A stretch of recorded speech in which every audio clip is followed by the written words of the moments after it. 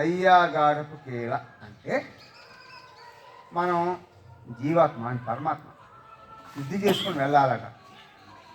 వెళ్తే ఆయన కీల అంటే ఆయన మనతో ఆడుకుంటాడని, ఇది బెడ్రూమ్ ప్లే అంటాడు. కాబట్టి ఒక తన ప్రేమ దగ్గర ఒప్పుకోడు. కాబట్టి ఏంటి, ఒంటి మీద నూలు పువ్వు లేకుండా అంటే ఆత్మగా వచ్చి ఆత్మగా వెళ్ళాలి అని అర్థం. ఒంటి మీద నూలు పువ్వు లేకుండా రండి అనే అర్థం, అది అపార్థం చేసుకోవాలి. కాబట్టి ఇది శయ్యగారపు కీల. మనమంతా సిస్టమ్ ప్రకారం, సిద్ధాంత ప్రకారం మనం స్త్రీలమే, ఉన్న లింగభేదమే తప్ప మనమంతా స్త్రీలు, ఆయన ఒక్కడే పరమ పురుషుడు అని అర్థం.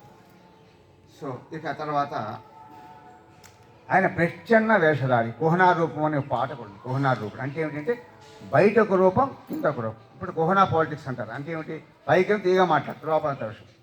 ఈయన కుహనా రూపుడు అంటే ఏమిటి, లోపల కృష్ణుడు, పైకి ఒక మానవుడిగా వచ్చి నటించి మన దగ్గర వీక్నెస్ కనుక్కొని, ఇప్పుడు నాకు సిగరెట్ అలవాటు ఉందనుకో, నాకు ఉందా సిగరెట్ అలవాటు అని చెప్పి నమ్మించి మనలో అవి తీసి పారేస్తారు.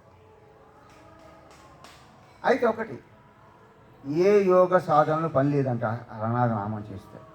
సరే పూరికి భక్తులు వస్తున్నారు, బయలుదేరుతుంటే ఒక ఆయన తగిలాడు. ఆయన భక్తులేం కాదు, ఎప్పుడు తాగుతుంటాడు. మేము ఎక్కడికి వెళ్తామంటే పూరికి నేను వస్తాను. అబ్బా సత్యాన్ని ఎట్ట వదిలించుకోలేక వెనక వాళ్ళు వదల్లా. సరే తీసుకొచ్చారు.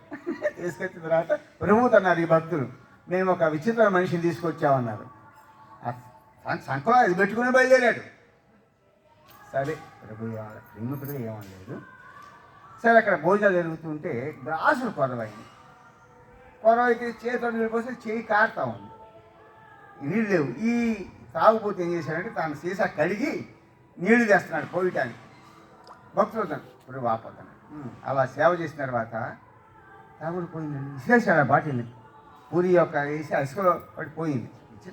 ఏ వ్యవసాయం చేశాడని, ఏం తపస్సు చేశాడు చెప్పండి. అది అన్నారు, ఏం తపస్సు చేశాడు.